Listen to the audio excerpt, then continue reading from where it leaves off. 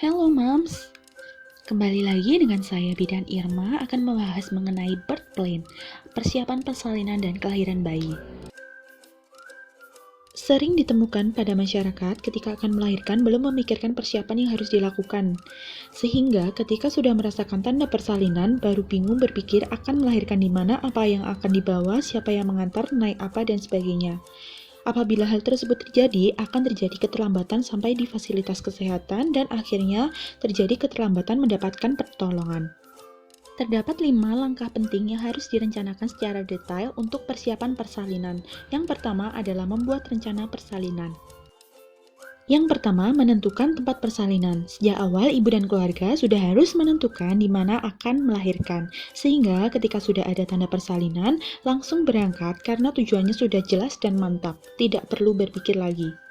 Yang kedua, memilih tenaga kesehatan yang terlatih. Kalau sudah memilih bidan yang akan menolong persalinan, maka mulai menjalin hubungan sejak periksa hamil, sehingga sudah terjalin hubungan yang baik yang dapat mengurangi kecemasan pada saat persalinan. Selanjutnya adalah transportasi. Kendaraan untuk berangkat ke tempat persalinan juga harus direncanakan sejak hamil sehingga siap setiap saat. Berikutnya, untuk mempermudah komunikasi, perlu ditanyakan bagaimana cara menghubungi bidan dan dapat menanyakan nomor HP atau telepon yang dapat dihubungi. Menemani persalinan adalah orang yang dapat mensupport mental kepada ibu ketika melahirkan.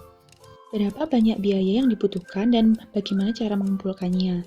Untuk biayanya tergantung pada kelas yang ingin ibu tempati ketika bersalin, sedangkan bagaimana cara mengumpulkannya itu, pasien dapat diajak diskusi apakah dengan tabungan ibu bersalin atau tabulin, sehingga pasien dapat menabung setiap periksa hamil sehingga pada saat melahirkan sudah terkumpul biaya, atau bisa menggunakan jam persal atau jam kesmas atau BPJS dan lain-lain.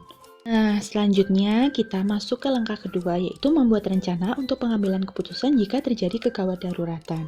Sejak dalam kehamilan, siapa yang bertanggung jawab membuat keputusan menandatangani informed consent ketika terjadi kegawat daruratan sudah harus ada dan ditentukan. Juga bagaimana apabila pembuat keputusan utama tidak ada ketika terjadi kegawat daruratan. Yuk kita lanjut ke langkah ketiga. Langkah ketiga yaitu mempersiapkan transportasi jika terjadi kegawat daruratan. Nah, sejak ibu hamil, bidan harus mendiskusikan dengan ibu dan keluarga untuk menyiapkan transportasi dan di mana akan dirujuk jika ibu mengalami komplikasi.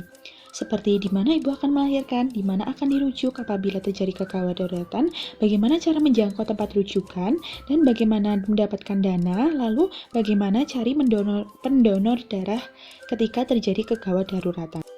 Yuk, selanjutnya ke langkah 4. Langkah 4 ini membuat rencana dan juga pola menabung.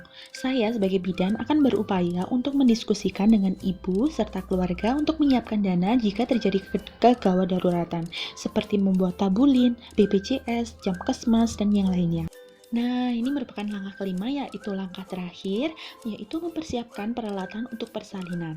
Pengalaman di pelayanan kesehatan sering ditemui ibu yang akan melahirkan datang ke fasilitas kesehatan tidak membawa peralatan apa-apa. Hal ini sangat menyulitkan jalannya persalinan karena alat yang dibutuhkan belum ada.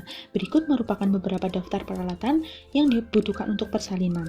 Nah, ini merupakan daftar dari peralatan berikutnya.